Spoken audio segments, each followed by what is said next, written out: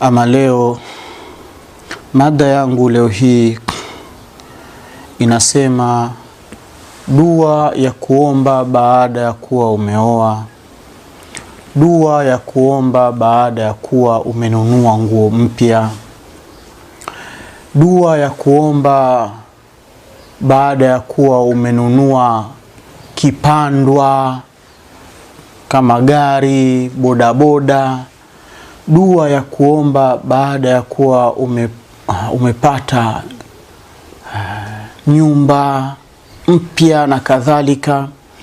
Yani chochote kile ambacho ulichokipata kiko nje ya maisha yako, kwa hiyo hicho kimeingia kwako, hicho ni kipya kwako, basi hiyo ni dua maalum kabisa yatakiwa umombe Mwenyezi Mungu Subhanahu wa Subhana.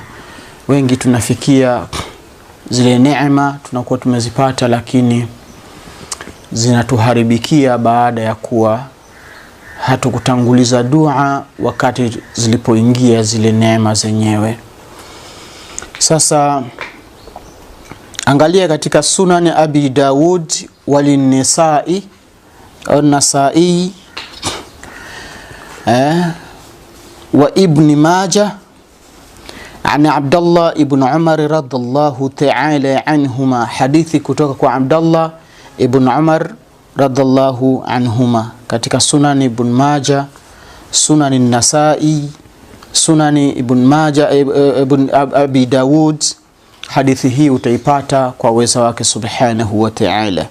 Asema Ibn Umar radhiallahu anhuma anna an-nabiy sallallahu alayhi wasallam, Bwana Mtume Muhammadin sallallahu alayhi wasallama amesema kwamba idha tazawwaja ahadukum imra'ata au ishtara jariyah au ghulama au dabba. Mtume sallallahu alayhi wasallam anasema atakayepata kuoa miongoni mwenu, kumuoa mwanamke au akanunua mtumwa au mfanyakazi wa ndani au akanunua mnyama na kadhalika, yani kile kitu ambacho ukuwa nacho sasa kimeingia ndani ya milki yako, basi Bwana Mtume Muhammad sallallahu alaihi wasallam anatufundisha, anasema faliyaquli, basi mtu huyo aseme binasiyatiha, hali ya kuwa akiwa amemshika katika nasia yake, hapa katika utosi hapa. Ikiwa kama ni mwanamke umemuoa, basi ushike katika utosi wake. Ikiwa kama ni mnyama umemnunua, basi umshike katika utosi wake.